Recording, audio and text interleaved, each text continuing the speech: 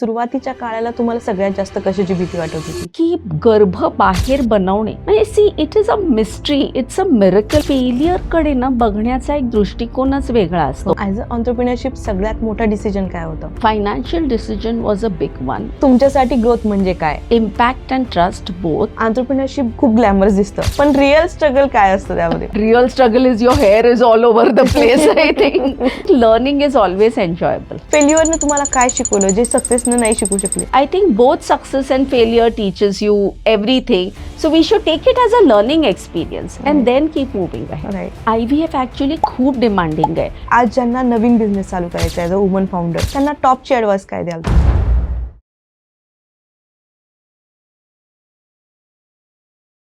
नमस्कार, Emily talk show मध्ये तुमचं मनापासून स्वागत आहे. मी आहे तुमची होस्ट अभिलाषा. फेसबुकवर सर्च करा एमएलए महाराष्ट्रीयन लेडीज असोसिएशन आणि लगेच जॉईन व्हा. आजचा खास एपिसोड आहे फक्त हेल्थ केअर नाही तर फर्टिलिटी आणि मेडिसिनवर पण नाही तर ऑन्टरप्रिनरशिप. हा एपिसोड आहे पर्पज, करेज आणि कॉन्शियस ऑन्टरप्रिनरशिपवर. आज आपल्यासोबत आहेत doctor Mamata Dighe, founder of Zenith IVF आणि एक अशी वुमन ऑन्टरप्रिनर जिने फ्रँचायझी, शॉर्टकट्स आणि नॉईजचा रास्ता न घेता इथिक्स, पेशन्स फर्स्ट आणि high trust health care brand build केला. सो डॉक्टर ममता यांनी स्पीडपेक्षा डेप्थ निवडली, पॉप्युलॅरिटीपेक्षा इंटिग्रिटी निवडली आणि नंबरपेक्षा इम्पॅक्ट निवडला. एमएलएच्या प्रत्येक वुमन ऑन्टरप्रिनरसाठी जो vision, operation, people management, self doubt आणि ग्रोथ डिसिजन हँडल करते, त्यांच्यासाठी डॉक्टर ममता यांची जर्नी डीपली रिलेटेबल वाटेल. सो मॅम, तुमचं मनापासून स्वागत आहे या एमएलए टॉक शो मध्ये. थँक्यू अभिलाषा. मला फारच आनंद वाटतोय इथे तुझ्या बरोबर बसून गप्पा मारायला. येस, थँक्यू सो मच आम्हाला टाइम दिल्याबद्दल. We are truly honoured to be have you here. Thank you so much. Yes, thank you ma'am.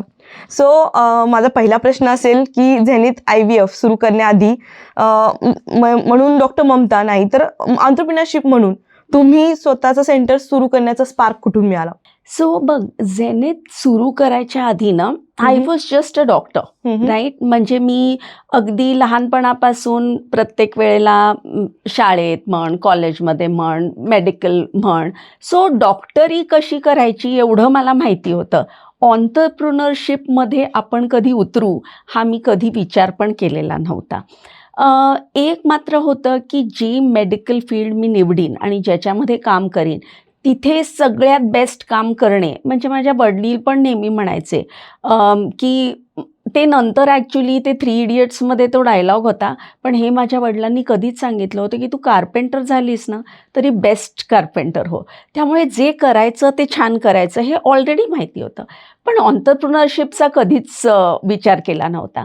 पुण्यात आल्यानंतर दीनानाथ मंगेशकर हॉस्पिटलचं IVF सेंटर मी इस्टॅब्लिश केलं आणि तिथे प्रोग्रॅम डिरेक्टर म्हणून मी काम करत होते. तिथे मी 7 वर्ष काम केलं आणि I am amongst the first people in India जिनी फक्त आणि फक्त सबस्पेशालिटी प्रॅक्टिस करण्याचा विचार केला. म्हणजे बेसिकली गायनकॉलॉजिस्ट किंवा ऑब्स्टेट्रिशियन म्हणजे विमेन हेल्थशी सगळं डेलिव्हरीज करणं, इमर्जन्सी सगळंच करायचं. पण मी ठरवलं की फक्त इन्फर्टिलिटी आणि IVFकडे आपण वळायचं आणि त्याला आपण वेळ द्यायचा. तर त्यामुळे मी फक्त तिकडे IVF डिपार्टमेंटमध्ये काम करत होते. पण मला नंतर तिथे जाणवायला लागलं की IVFसाठी किंवा इन्फर्टिलिटीसाठी जी लोकं येतात ना त्यांना मोठ्या हॉस्पिटलमध्ये खूप जायची इच्छा नसते. ते पेपर बनवा, लाईनीत या, मग ते तिकडे या. सो त्यांना एकतर थोडंसं ते कॉन्फिडेन्शियल ठेवायचं असतं, मोठ्या हॉस्पिटल्समध्ये जायचं नसतं. सेकंड, ही लोकं सगळी हेल्दी लोकं असतात, त्यांना काही म्हणजे आजार झाला आहे वगैरे असं नसतं. त्यामुळे ते हॉस्पिटलमध्ये आल्यानंतर त्यांना ते एक फिलिंग चांगलं यायचं नाही. तर मला एक जाणवायला लागलं की they wanted a more niche, more boutique kind of a place. Third म्हणजे मी फक्त आणि फक्त IVF करत होते, त्यामुळे मला त्याच्यामध्ये सगळ्या गोष्टी इन्व्हॉल्व करायच्या होत्या. पेशंट एक्सपिरियन्स, बेस्ट टेक्नॉलॉजी, नाही म्हटलं तरी तो क्विक डिसिजन आपल्याला जेव्हा घेता येतो की मला ही टेक्नॉलॉजी आणायची आहे, मला हे ड्रग बेस्ट वापरायचं आहे, मला ह्या पद्धतीने करायचं आहे, ते जेव्हा तुमचा कंट्रोल आणि होल्ड असतो ना त्यावेळेला तुम्ही करू शकता. आणि फ्रँकली लास्टली मला ऑन्टरप्रिनर म्हणून ॲक्च्युली वाटलं होतं की जरा फायनान्सेस आणि वेळेवर मला जास्त कंट्रोल मिळेल, पण as an entrepreneur you know की वेळेवर काहीच कंट्रोल नसतो, म्हणजे you actually spread your self across a lot of things. पण ह्या सगळ्या गोष्टींमुळे मला असं वाटलं की I wanted to bring you know, म्हणजे जसं आपण म्हणतो ना की the most advance technology with the utmost ethics, care and personal attention to the patient. आणि मला असं वाटलं जर हे सगळं माझ्या कंट्रोलमध्ये राहिलं तर हे पेशंटपर्यंत पोचवायला मला जास्त पॉसिबल होईल आणि सोपं पडेल. हा सगळा विचार करून मग मी स्वतःचं सेंटर चालू करण्याचा विचार केला. Superb superb. सो मॅम, तुम्ही फ्रँचायझी किंवा चेन मॉडेलमध्ये न जाता स्टँड अलोन क्लिनिक का निवडलं? एक म्हणजे ना, ऑफकोर्स त्यावेळेला पण चेन्स होते, पण एवढे नव्हते. ओके. आणि basically Zenith started as a dream and a desire. म्हणजे इट वॉज मोर, आपण म्हणतो की ना, हार्ट, ऑफकोर्स माइंडचा डिसिजन नेहमीच असतो, but it was a mixed decision. So माझं जे विजन होतं, मला जे करायचं होतं, तर मला वाटलं की जर ते माझ्या कंट्रोलमध्ये राहणं गरजेचं आहे. एकदा तुम्ही तुमचा कंट्रोल देऊन टाकला की then you have to do what they dictate. I also wanted to make sure की प्रत्येक पेशंटला एकदम पर्सनल अटेन्शन मिळावं. आणि केसेस ज्या होतात IVF, इन्फर्टिलिटी, कसं असतं ना, बाळ पाहिजे जेव्हा असतं ना लोकांना, तेव्हा ते डेस्परेट झालेले असतात.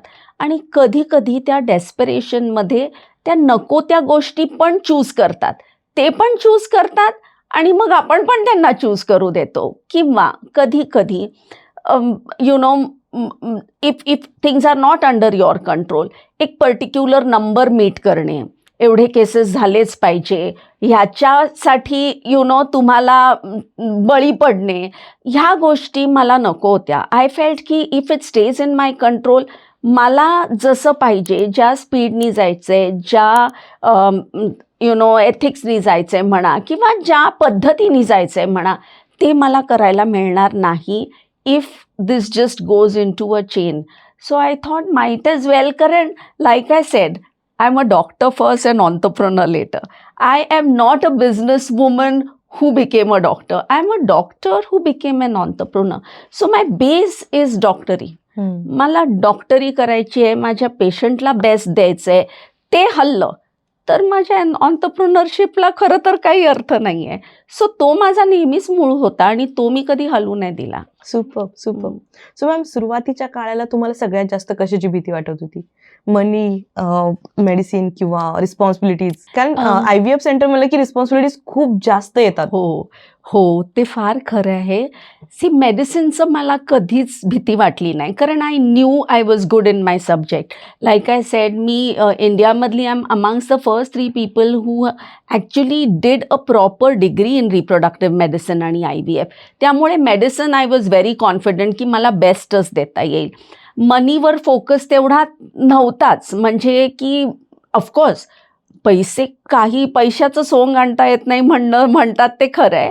सो महत्त्वाचं असतं, कारण तुम्हाला रोज प्रत्येक महिन्याला आउटफ्लो हा असतोच, तो लक्ष देणं गरजेचं असतं.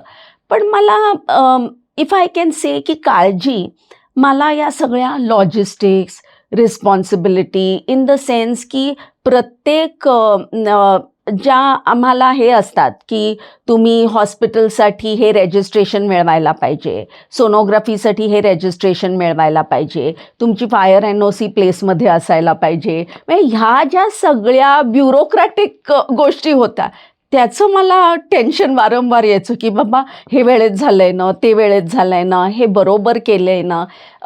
ते जेव्हा आय न्यू की ना ते सगळे मी बॉक्सेस टिक मार्क केले आहेत, मग मला बाकीच्या गोष्टींची काही काळजी किंवा भीती अशी वाटली नाही. Okay. So as a entrepreneurship सगळ्यात मोठा डिसिजन काय होतं? Financial decision was a big one I think, कारण माझ्याकडे असं माझ्या फॅमिलीमध्ये कोणी डॉक्टर्स नव्हते. I did not have any की बाबा हे पैसे आहेत माझ्याकडे, हे घेऊन हे आपल्या बिझनेसमध्ये गुंतवावे, असं माझ्याकडे काही नव्हतं. म्हणजे I had to start from scratch by taking a complete loan.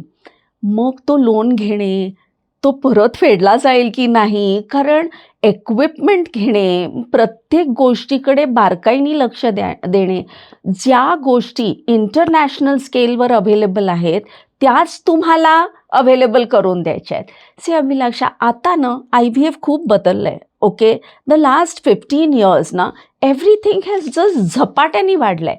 पण हे असं नव्हतं back then. So at that stage to provide the same thing that is available today was a big challenge. So त्यामुळे finances manage करणं, project report करणं आणि to make sure की आपला जो आउटफ्लो आहे तो आपण नीट मॅनेज करतो आहे ना. कारण I did not have any backup. मी आता उतरली आहे, I had closed all doors. आता पडली आहे तर म्हणतो ना की जो बोले सो निघाल. आता पार करूनच जाणं हा दुसरा, त्याच्याशिवाय दुसरा काही मार्ग नव्हता. सो हे खूप इन्स्पायरिंग आहे, कारण स्क्रॅच पासून लोन घेऊन तुम्ही हे सगळं केलं. आणि आता एक फ्रँचायझी नाहीये, एक तुमची शाखा नाहीये, तर दुसरी शाखा कोरेगाव पार्कमध्ये पण आहे. सो हे खरंच सगळ्यांसाठी इन्स्पायरिंग आहे. मॅम, हेल्थ केअर डिमांडिंग आहे, ऑन्टरप्रिनरशिप डिमांडिंग आहे. So as a woman leader तुम्ही दोघांना कसं मॅनेज करता? हेल्थकेअर डिमांडिंग आहे, IVF ॲक्च्युली खूप डिमांडिंग आहे. सी, लोकांना असं वाटतं की IVFमध्ये इमर्जन्सीज वगैरे खूप नाही, पण प्रत्येक पेशंट जो फेल होतो, जो आपल्याकडे येतो आणि प्रेग्नन्सी न घेता परत जातो ना, त्याला हँडल करणं आणि त्याचा जो स्ट्रेस आणि त्याचा जो मॅनेज करणं आहे ते खूप डिमांडिंग आहे. सी, मला 2 गोष्टी वाटतात. एक म्हणजे ना, I think it's very important to have your village around you. Village म्हणजे सपोर्टिंग लोकं, जी तुमच्या बरोबर खंबीरपणे उभी राहतात ना, अशी लोकं तुम्हाला मिळणं अत्यंत गरजेचं आहे. कारण हीच लोकं असतात जी प्रत्येक गोष्टीमधून तुम्हाला बाहेर काढतात. ॲट द सेम टाईम तुमचा जो मे बी आय थिंक आयुष्याकडे बघण्याचा दृष्टिकोन, in the sense faith, discipline, okay, आणि ऑल्सो नोईंग की every small win can be celebrated. तुम्हाला प्रत्येक दिवशी स्ट्रॉंग राहण्याची गरज नाही आहे. कधीतरी तुम्ही पण नाराज होणार, निराश होणार, मग त्यावेळेला आपल्या बाजूची लोकं फार महत्त्वाची असतात. So financial planning, project report नीट करणे, आपली टीम किंवा नॉट इवन टीम, घरची लोकं म्हणा, फ्रेंड्स म्हणा, ही जे आपलं विलेज असतं ना, ते तुम्ही एकदम चांगलं ठेवणे आणि आपापल्या हॉबीज, आपापल्या the way you can manage your stress, manage your day, अशा काही पद्धती ह्या डेफिनेटली प्रत्येकाने करायचं. आणि मला एक डेफिनेटली सांगावं असं वाटतं की discipline leads to ease. So तुम्ही जितकी डिसिप्लिन्ड असाल ना, नंतर ते तेवढंच तुमच्यासाठी सोपं बनत जातं. Discipline makes things easier, not more difficult. So ह्या गोष्टी जर अगदी आणि कन्सिस्टन्सी, तुम्ही अगदी कन्सिस्टंटली ह्या सगळ्या गोष्टी पाळत राहणार आणि don't lose I think site from your vision. तुम्ही ज्या इच्छेनी, ज्या डिझायरनी, ज्या ड्रीमनी तुम्ही गोष्ट चालू केली आहे त्याच्यावरून विजन हटवू नका. जर ते तुम्ही ठेवलं तर मग I think you can keep going. Super. हे जे होते ना गोल्डन वर्ड्स होते की तुम्ही जे ठरवलंय त्याच्यावर स्टिक राहा. खूप सुंदर, खूप सुंदर. Ma'am, as a woman entrepreneur तुम्हाला असं वाटलं का काही ॲडव्हान्टेजेस आहेत म्हणून? नाही, ॲक्च्युली नो. आय थिंक म्हणजे frankly I don't think it is so gender based. कारण पण मला डेफिनेटली वाटतं की ॲक्च्युली खूप काही ॲडव्हान्टेज आहे असं नाही आहे. सी, विमेन क्लासिकली ना खूप फायनान्सेसचं नॉलेज घेत नाहीत, किंवा like for example Zenith establish करताना आम्हाला प्रत्येक इंटिरियरची गोष्ट, इलेक्ट्रिकलची गोष्ट, त्या सगळ्या फायरच्या गोष्टी, लाईन्स कशा जातात, त्यांचे ऑडिट कसे करतात, ह्या गोष्टी कधी शिकलेलो नसतो. सो कधी कधी ना ते म्हणजे पुरुषांमध्ये ते they are a part of how to manage money, how to manage setting up. This is not a part of what we do. So ते सगळं शिकायला लागलं. सो आय डोंट थिंक की असा काही ॲडव्हान्टेज होता. मला पर्सनली वाटतं थोडे डिसएडव्हान्टेजेसच होते, because you are not prepared for all these things. And I also feel it's not so much gender based. If you decide to get into it, एक मला डेफिनेटली वाटतं की थोडा एक्सपिरियन्स मला, बिकॉज मी दीनानाथला IVF सेंटर इस्टॅब्लिश केलं होतं, तिकडे काम केलं होतं, ह्याच्यामध्ये, या फील्डमध्ये मला नॉलेज राईट फ्रॉम अगदी छोट्या छोट्या गोष्टी प्रचंड होतं. म्हणजे आज लोकांना आहे, पण त्यावेळेला खूपच म्हणजे हातावर मोजणाऱ्या लोकांकडे ते नॉलेज होतं. तर तो जो नॉलेज आणि एक्सपिरियन्स आणि तुमचा पाया भक्कम असला ना, तर मग त्याच्यावर तुम्ही चढवत जाऊ शकता. त्याच्याशिवाय काही करणं कठीण आहे. सुपर. पण असं वाटत नाही की काही असे मेजर ॲडव्हान्टेजेस होते. ओके. सो झेनिथ पुण्यातलं पॉप्युलर IVF सेंटर आहे आणि 25 वर्ष कंप्लीट होत आहेत. सो 25 वर्ष जुनं आहे म्हणजे झेनेथ 25 वर्ष जुनं नाहीये. हम्म. ॲक्च्युली झेनेथ साधारण आता 12-13 वर्ष ओके. होतील. हं. मला प्रॅक्टिस करून आता जवळजवळ 28 इयर्स ओके, झाली. ग्रेट हो, ग्रेट. हो. सो 13 वर्ष जुनं म्हणजे 13 वर्ष आधी तुम्हाला कुठले स्टेरियोटाइप क्वाइटली मोडावे लागले का किंवा तोडावे लागले का? ॲज अन ऑन्टरप्रुनर मला नाही वाटत तोडावे लागले. हम्म. पण ज्या वेळेला मी हा निर्णय घेतला की मी फक्त सबस्पेशालिटी प्रॅक्टिस करणार, म्हणजे मी फक्त इन्फर्टिलिटी करीन आणि IVF, कारण मला त्यावेळेला कळलं की गर्भ बाहेर बनवणे म्हणजे see it is a mystery, it's a miracle. म्हणजे लाईफ असंच नाही येत. ओके. सो त्यावेळेला जेव्हा मला कळलं की ह्याला इतकं जोपासावं लागतं, हा छोटासा जो काही कण तुम्हाला दिसतोय तो पुढे जाऊन एक पूर्ण ह्युमन बिईंग होणार आहे, ती सोपी गोष्ट नाही आहे. प्रत्येक म्हणजे तुमच्या लॅबॉरेटरीमध्ये डस्ट पार्टिकल येत आहे का, परफ्यूमचा काही वास आहे का, VOCs आहेत का, ह्याच्याकडे इतकं लक्ष द्यावं लागतं. तुम्ही कुठलं औषध वापरताय पेशंटसाठी, ह्या सगळ्या गोष्टी प्रत्येक वेळेला थोड्या फार जरी चुका झाल्या तरी तुम्हाला फुल नेगेटिव्ह रिझल्ट मिळतात. त्यामुळे त्याच्याकडे कटाक्षाने लक्ष देणं फार गरजेचं होतं. म्हणून मी ठरवलं की मी सगळीकडे जर पळत राहिले, डिलिव्हरी पण करा, हे पण करा, तर मग मला तेवढा जस्टिस याला करता येणार नाही. त्यावेळेला I don't think anybody was doing only subspecialty or infertility practice. जे कोण करत होते ते खूप सिनियर लोक होते, ज्यांची खूप वर्ष प्रॅक्टिस झाली होती आणि आता त्यांनी ठरवलं होतं की आता ते फक्त IVF करतील. पण स्टार्टिंग आउट कोणी असं केलेलं नव्हतं, कोणीच नाही. तर त्यावेळेला लोकांना असं खूप वाटलं की ही काय टिकणार नाही, ही डेफिनेटली परत ऑब्स्टेट्रिक्स करायला लागेल, फक्त इन्फर्टिलिटी प्रॅक्टिस करणं काही सोपं नाही. परत मी पुण्यात नवीन होते, इथे मला कोणी ओळखत नव्हतं. तर त्यांच्याकडून त्यांना कन्व्हिन्स करणं की मी हे काम चांगलं करू शकीन, तुमचे इन्फर्टिलिटीचे पेशंट माझ्याकडे पाठवा, ते फार कठीण होतं. आय रिमेंबर की 2 वर्षानंतर पण मला काही लोकांनी फोन करून म्हटलं होतं की अगं खरंच तू ऑब्स्टेट्रिक्स खरंच करत नाही, फक्त इन्फर्टिलिटी करते. म्हटलं हो, मी तेच ठरवलं होतं. सो तो स्टिरियोटाईप आय थिंक तोडायला लागला मला. ओके. सो सेल्फ डाऊट कधी आला का आणि जर आला तर कसं तुम्ही ग्राउंड केलं त्याला? आय थिंक सेल्फ डाऊट येणं इज म्हणजे there is it is not possible की येणार नाही. प्रत्येक वेळेला काहीतरी नीट चाललं नाही, काहीतरी नीट झालं नाही, पेशंट प्रेग्नंट झाले नाहीत, गर्भ चांगला बनला नाही, टीममध्ये काही झालं तरी असं वाटायचं की अरे आपण इथे काय चूक केली, आपण इथे काय बरोबर करायला पाहिजे. So self doubt is a part of it. आणि that is what I said की you need not blame your doubts, do not take away your courage. Doubts are a part of the journey, so ते होणारच आहे. I think going back to your vision, believing in yourself, relying on the people around you आणि knowing that हे छोटे छोटे steps मी जे घेतले त्याच्यामुळे मी आजवर इथे आली आहे. पुढे पण असेच छोट्या छोट्या स्टेप्सनी डेफिनेटली जाऊ शकेन, हा आय थिंक विश्वास कुठेतरी आणावा लागतो. आणि with good people, with your team, and then celebrating your little successes, I think you can keep moving ahead. Super.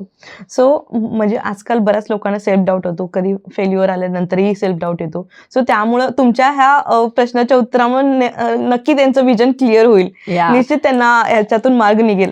तर ॲक्च्युली म्हणजे आय डोंट नो, पण मला एक डेफिनेटली सांगावं असं वाटतं ना अभिलाषा, की काय होतं ना, फेलियरकडे ना बघण्याचा एक दृष्टिकोनच वेगळा असतो. म्हणजे especially for you know may be somebody like for me for example, मला कधीच म्हणजे शाळेत पण नेहमी पहिली, कॉलेजमध्ये पहिली, इझिली मेडिकलला ॲडमिशन, मला गायनॅक पाहिजे होतं, मला गायनॅकला ॲडमिशन, तिथे पण एकदम सेकंड इन कॉलेज, म्हणजे कुठेही जिथे ॲज अ डॉक्टर किंवा इथे गेले तर लगेच लोक प्लीज या, म्हणजे फेल्युअर असं कधी बघितलं नव्हतं.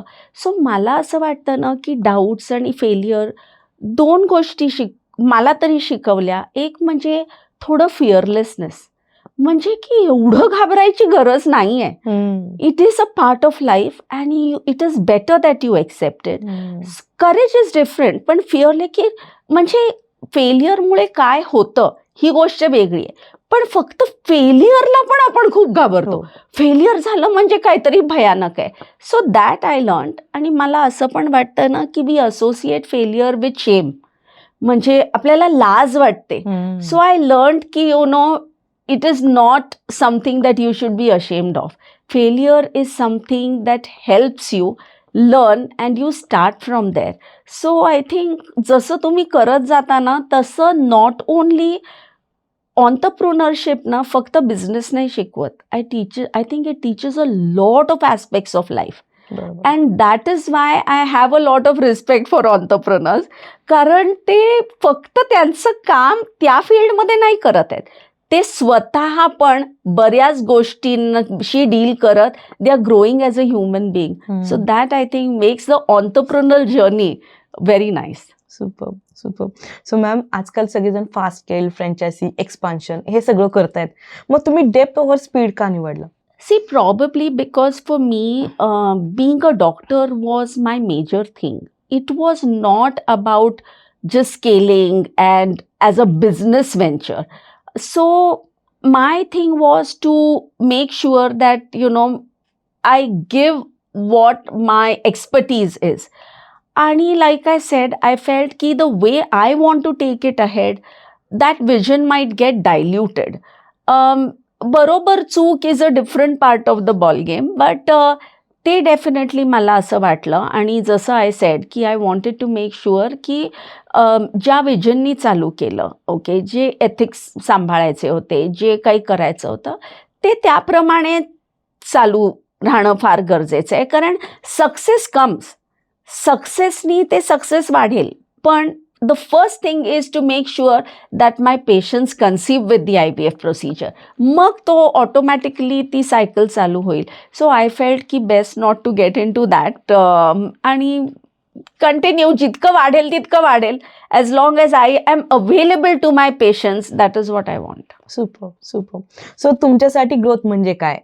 नंबर्स, इम्पॅक्ट की trust? I think impact and trust both. Impact comes with trust, so it's a part, you know, it's a part of that.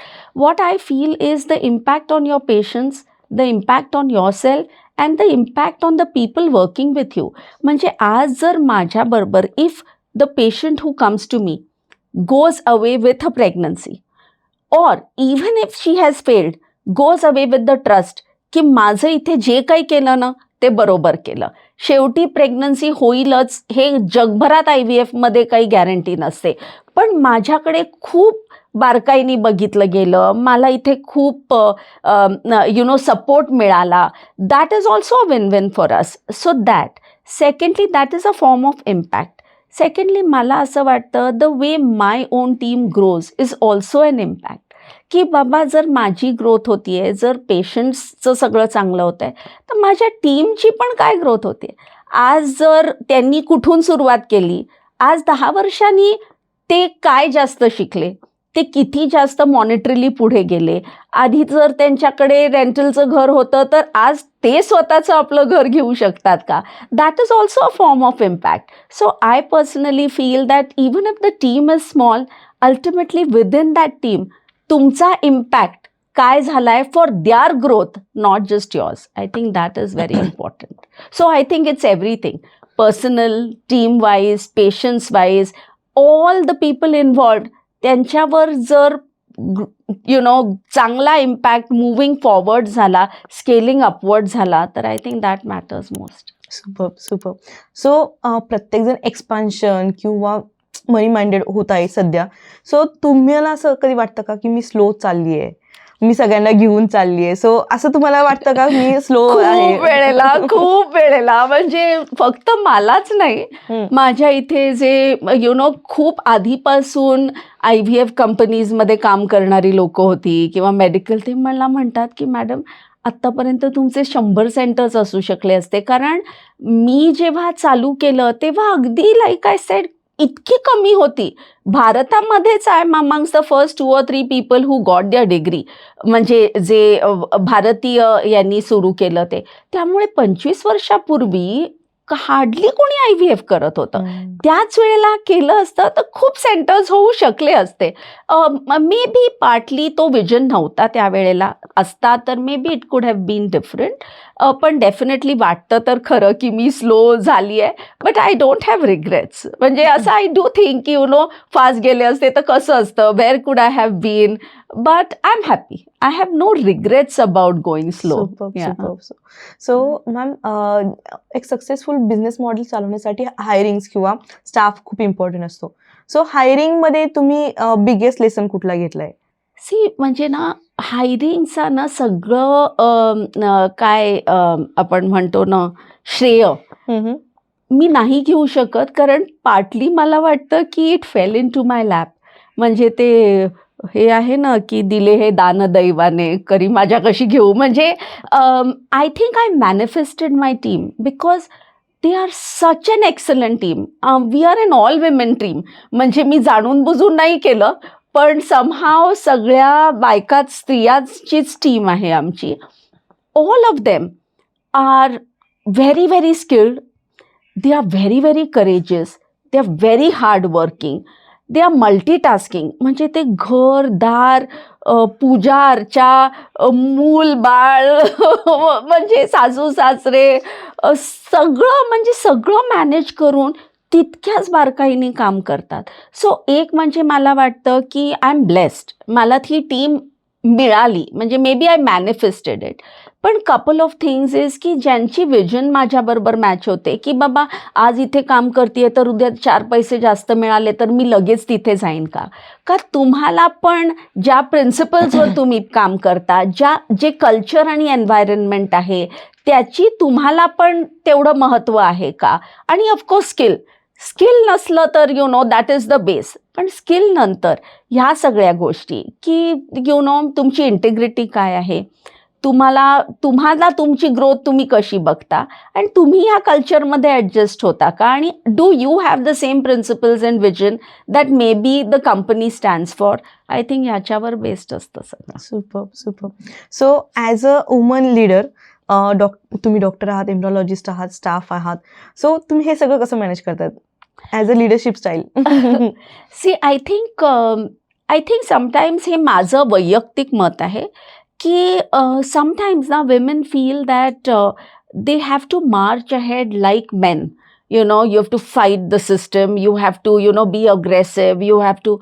I feel there can be a different way to actually run businesses by women because we are different. We are not like men. म्हणजे आपल्या सगळ्या गोष्टी वेगळ्या असतात. So आमच्या इथे culture is actually not top down, it is bottom up. म्हणजे प्रत्येक, म्हणजे इवन मावशीला तेवढंच, एस्पेशली कारण IVF इज टीमवर्क, मावशीला पण तेवढंच आम्ही महत्त्व देतो. आम्ही वारंवार, म्हणजे ऑफकोर्स कल्चर जपणे, प्रत्येकाशी बोलणे, त्याचे इश्यूज सांभाळणे, लाईक बीइंग विमेन बरेच प्रॉब्लेम्स येतात. सो आमच्या इथे आम्ही केलेलं आहे की बिटवीन युअर टीम तुम्ही तुमच्या सुट्ट्या ॲडजस्ट करा. ॲज लॉंग एज काम सफर होत नाही, छोट्या छोट्या गोष्टींकडे आपण की तुम्ही किती वाजता आला, तुमचं काय झालं, ह्याच्याकडे बघण्याची गरज नाही आहे. We celebrate small moments. आम्ही म्हणजे प्रत्येक वर्षातून 2दा we have a small get together, picnic outside, म्हणजे टीम बिल्डिंग वाढवण्यासाठी. आणि प्रत्येक डिपार्टमेंटला त्यांचा एक हेड करून त्यांनी सांभाळणं, असं आम्ही केलेलं आहे. सो त्यामुळे the culture is more like a family and we really bond very well together. Super. कारण टीम बिल्डिंग एक टास्क आहे. Oh, it is a आणि very big पॉलिटिक्स, फायटिंग आणि महिलांसोबत म्हणजे Exactly. लेडीज सोबत मला माहितीये की टीम Exactly. बिल्डिंग कसं करायचं. So Abhilasha, actually most of my team members आता राईट फ्रॉम इन्सेप्शन आहेत. म्हणजे जेव्हा झेनिथ सुरू केलं तेव्हापासून आत्तापर्यंत जवळजवळ मोस्ट ऑफ देम आहेत. So it is really amazing. We are really like, म्हणजे आम्हाला झेनिथ फॅमिलीच म्हणतो, कारण we are really like family members. Yes. आणि मग एकमेकांना समजणे, बायका जशा एकमेकांना त्रास देऊ शकतात तशा त्या एकमेकांच्या खंबीर सपोर्ट होऊ शकतात. बरोबर. हे मला झेनिथने शिकवलं. सुपर्ब. हे गुज बम्पिंग होतं सिरियसली. जसं खरंच एकदम गोल्डन वर्ड्स होते ते. Yeah. सो मॅम, कधी असं वाटलं का इथिकली राईट आहे पण फायनान्शियली हार्ड, तुम्हाला कधी डिसिजन घ्यावा लागला का? I think you will always have to take such decisions. म्हणजे ज्या वेळेला तुम्ही ऑन्टरप्रिनरशिपमध्ये उतरता, तुम्हाला छोट्या छोट्या गोष्टी करण्यासाठी पण खूप अडथळे येतात आणि मग त्यावेळेला तुम्हाला निर्णय घ्यावा लागतो की तुम्ही हे कुठल्या पद्धतीने ते तुम्ही साकार कराल. सो राईट, पण अगेन लाईक आय सेड ना अभिलाषा, आय एम ब्लेस्ड. आणि मला हे पण कळलेलं आहे की मोस्ट ऑफ द पीपल ना, they want to help you. म्हणजे जरी अडथळे आले तरी कुठे ना कुठेतरी तुम्हाला काही अशी माणसं मिळतील जे तुम्हाला बरोबर मार्गाने हेल्प करायला तयार असतात. आणखी नशिबानी म्हणायचं किंवा काय म्हणायचं, मला अशी लोक खूप सापडली. तर त्यामुळे आले असे डेफिनेटली वेळा की ज्या वेळेला लेट्स से की जर तुम्हाला काही आम्ही जसं म्हणतो की you have to have some certain permissions. So काही परमिशन्स घेताना, काही घेताना कधी कधी असं होतं की नाही, इथे अडथळा येईल, सगळं आपल्याकडे आहे तरी ते कदाचित मिळणं कठीण पडेल. पण we always found that there are people to help आणि we have found that way out. आणि of course like I said, medically you have to be extremely watchful ki you do what is right for the patient. Right. Does not matter, and that has been the key reason that having control, you can say ki bas he itpar yacha pude this is it. So then whatever happens, that is what we will decide. पण that is a call we've taken. Just to tell you की 2021मध्ये गव्हर्नमेंटनी ना ART law काढला, म्हणजे assisted reproductive टेक्नॉलॉजीचा law काढला. त्याच्यामध्ये बऱ्याचशा गोष्टी त्यांनी चेंज केल्या. तर आम्हाला असं कळलं, जाणवलं त्यावेळेला की आम्हाला काहीच फरक पडला नाहीये, कारण आम्ही आधीपासूनच त्याच गोष्टी करत होतो. So nothing changed in our work. So I think that is one big factor. Super. So entrepreneurship खूप ग्लॅमरस दिसतं, पण रिअल स्ट्रगल काय असतं त्यामध्ये? Oh my God, real struggle is your hair is all over the place. I think नाही, खूप असतो. म्हणजे लोक असं म्हणतात ना की मला दुसऱ्यासाठी काम करायचं नाहीये, मी स्वतःसाठी करीन. पण स्वतःसाठी काम करताना ना तुम्ही सगळंच काम करत असता, म्हणजे तुम्ही सगळंच असता तिकडे, असं आहे. So it can become glamorous later on. You don't know what you're starting with. You don't know where you're going to reach. तुम्ही तिथे पोचल्यानंतर ते हाइंडसाइट मग ते ग्लॅमरस वाटतं, पण जो घाम गाळलेला असतो ना तो त्याच माणसाला कळतो. लाईक आमच्या फील्डमध्ये वेगळं असेल, तुमच्या फील्डमध्ये, प्रत्येकाच्या फील्डमध्ये काय तुम्ही करता वेगळं असेल, पण it is not an easy journey. But it is something that you have to go ahead with vision, determination and discipline. Super. So कधी असं वाटलं का की हे काम माझ्यासाठी नाही, आता मी नाही का, असं होतं ना, एखादी एक फेज येते की खूप वेळेला मला कधी कधी वाटतं की अरे हे मला सगळं नकोय मॅनेज करायला, मी आपलं माझं डॉक्टरचंच काम करून बरं आहे.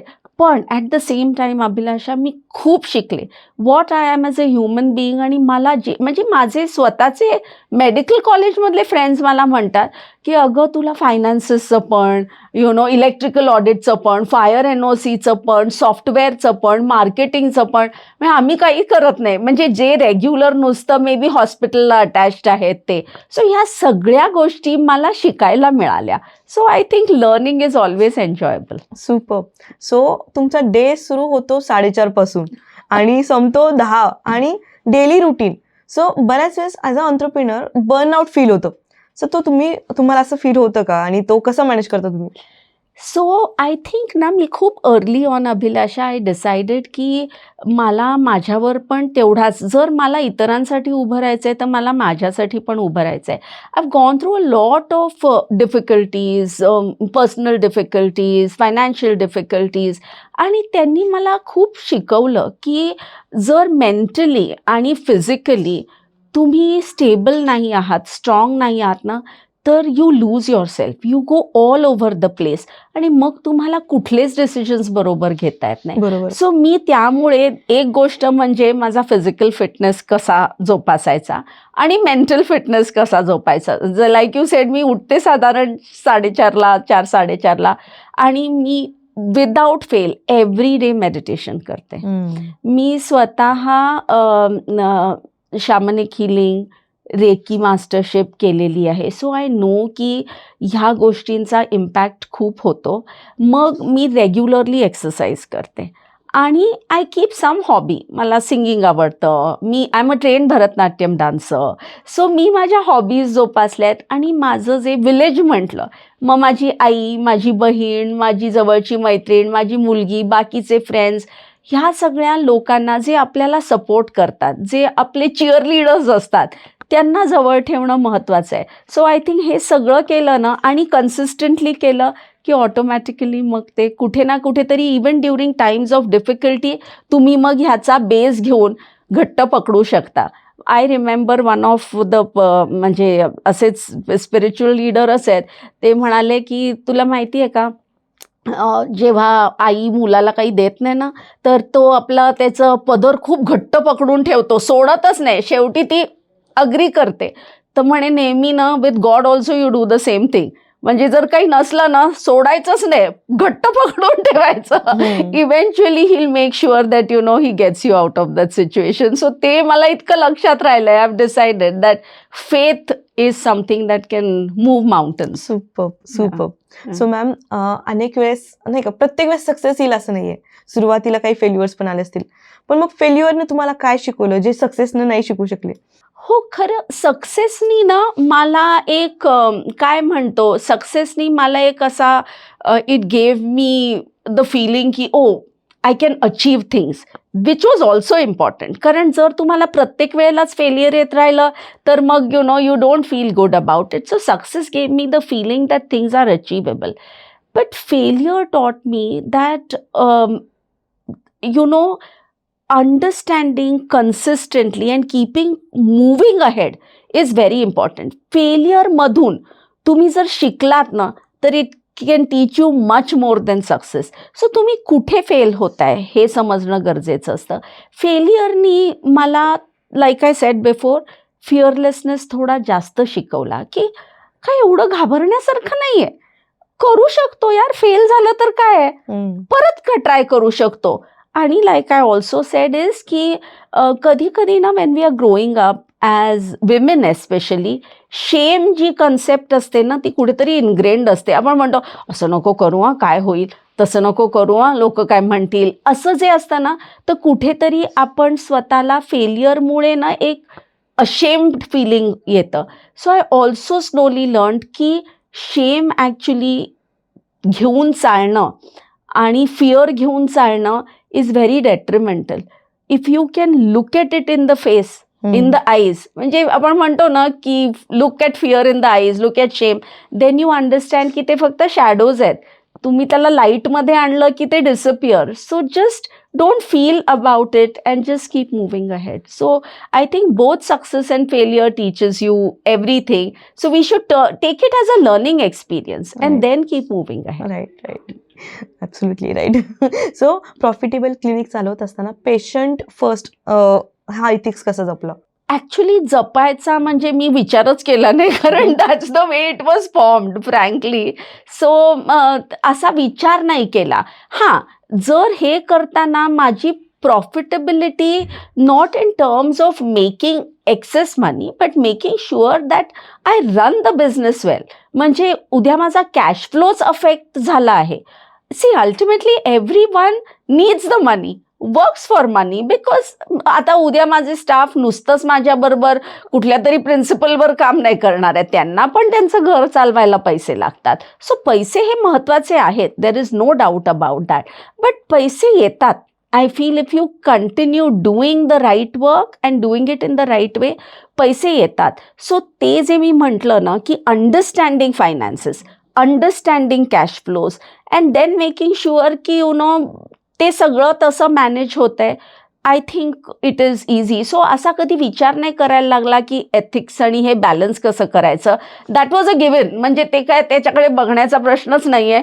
फायनान्सेस कसे मॅनेज करायचं त्याचा आखाडा नीट घातला की झालं. सुपर. सो शॉर्ट टर्म मनी वर्सेस लॉंग टर्म ट्रस्ट, हा तुम्ही कॉन्शियस चॉईस कसा घेतला? नाही, I think I just made the decision for long term trust. Money followed. म्हणजे फ्रँकली असं की अशी वेळ देवाच्या कृपेने आली नाही की मला उद्या कॅश फ्लो जमतच नाही आहे, असं नाही झालं अभिलाषा. म्हणजे लाईक आय सेड दॅट सगळ्याच गोष्टींचं क्रेडिट न घेता थोडं maybe my team, God's blessings, पण it went ahead. So I think I know that if you work right, people will come to you. They understand. आणि मला असं पण वाटतं की लोकांची एनर्जी ओळखतात. बरोबर. So the patient sitting in you also sitting in front of you understands की बाबा they want to do the right stuff, मग ते करतील आमच्यासाठी काम. So people kept coming. Of course चेन्ससारखं कदाचित नाही झाली आमची वाढ, पण आमची वाढ अशी पण नाही कुठे खुंटली की बाबा आम्हाला उद्या सगळं चालवायलाच कठीण पडतंय, असं पण कधी नाही झालं. So that base was a given, rest everything followed. Super. Because of your consistency, impact, continuously work मिळत गेलं किंवा पेशन्स येत गेले, पब्लिसिटीमुळे किंवा पॉप्युलॅरिटीमुळे. लॉट सी आता हे सगळं सुरू झालंय, सोशल मीडिया आणि हे सगळं, which I think all entrepreneurs will have to do. They will have to learn. हे चांगलं हे वाईट असं काही नसतं. These are changing times. पण शेवटी जोपर्यंत तुमचं कामामध्ये तुम्हाला कौशल्य नाही, तुम्ही फक्त ह्या बेसिसवर काही ते पुढे नाही नेऊ शकत. बरोबर. आणि word of mouth was our base, त्याच्याचमुळे सगळं बिल्ड झालं. येस. आणि त्या असंख्य मातांचा आशीर्वाद ज्यांना तुम्ही बाळ दिले. नाही, ते ब्लेसिंग, दॅट मोमेंट ना, that is a completely different moment. Okay. So आज खूप सारे एंटरप्रेन्योर्स तुम्हाला पाहतायत. आज ज्यांना नवीन बिझनेस चालू करायचा आहे, ॲज अ वुमन फाउंडर, त्यांना टॉपची ॲडवाइस काय द्याल तुम्ही? I think have a very strong vision of what you really want to do. Because your impact starts from there. की काय मला असं करायचंय आणि त्याचा इम्पॅक्ट आणि त्याचा फायदा लोकांना किती होणार आहे. जितका तो फायदा होईल ना, तितकं तुमची वाढच होणार आहे, पैशानी, नावानी, सगळ्यांनी. ते महत्वाचं आहे.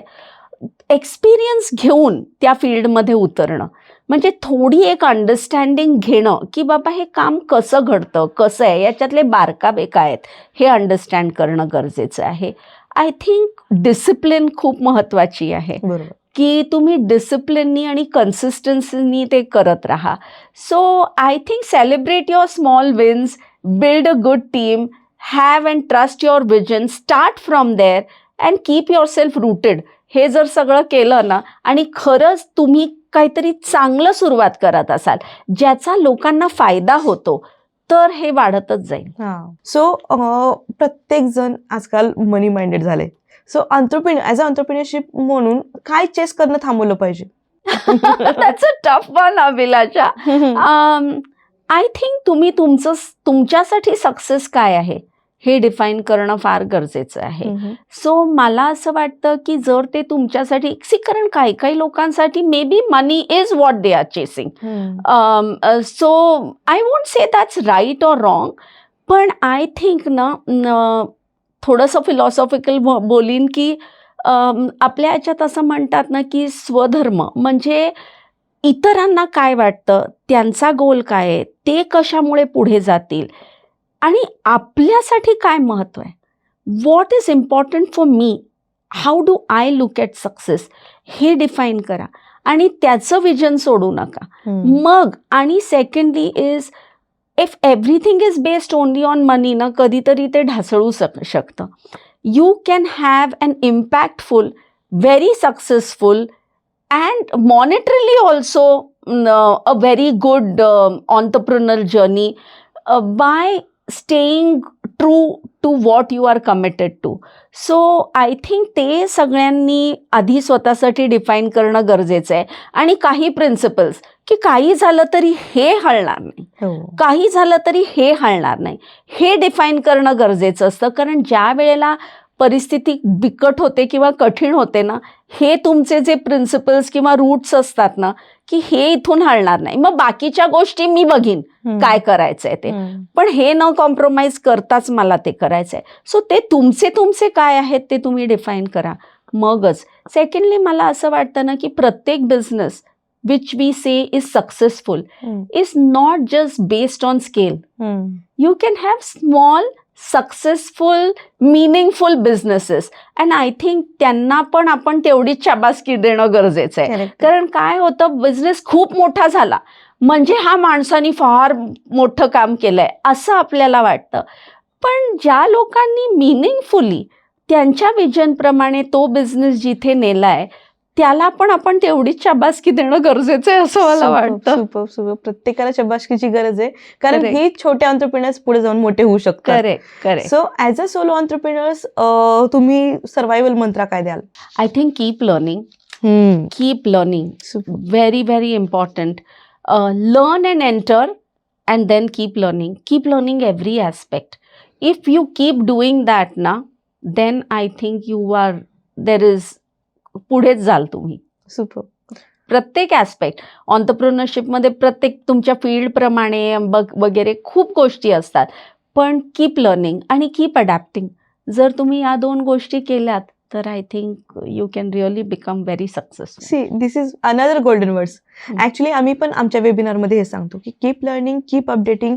आता AI आलंय, AI शिका, जे नवीन येते ते शिका, नाही तर तुमचा तो XYZ फोन जसा झालाय तसं त्याची गत होऊ शकते. So keep learning. आपल्या फील्ड मधलं आपल्याला कंटिन्यू शिकत राहायला पाहिजे. खूप सुंदर. Ma'am, as a entrepreneur journey तुम्ही जर तुमचा प्रवास एका सेंटेन्स मध्ये सांगायचा असेल तर तुम्ही काय सांगाल? A huge learning experience and something I am very happy that I did. खूप शिकायला मिळालं मला.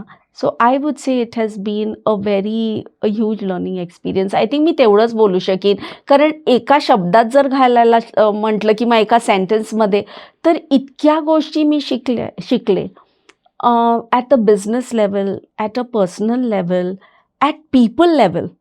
कारण तुम्ही लोकांना पण you start understanding and learning about people. So it was a huge learning journey about, I would say, every aspect of life. And that I think has made me a more a more complete person. I think that I will always cherish.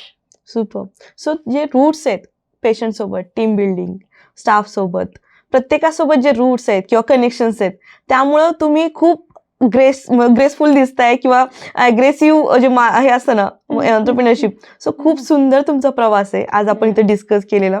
आणि मला माहिती आहे की MLAच्या प्रत्येक मेंबरनी तुमचा हा podcast पाहावा, तुमचा मेसेज खूप लोकांपर्यंत पोहोचावा आणि तो आम्ही प्रयत्न करणार आहे त्यात. सो मॅम, तुमची जर्नी आम्हाला शिकवते की सक्सेस म्हणजे फास्ट एक्सपान्शन नाहीत, राईट डिसिजन्स. आणि तुम्ही सिद्ध केलं की इथिक्स हा बिझनेस स्ट्रॅटेजी असू शकतो. कॉम्पॅशन आणि प्रॉफिटेबिलिटी एकत्र चालू शकते. येस. आणि लिडरशिपला नॉईज लागत नाही, क्लॅरिटी आणि करेज लागतं.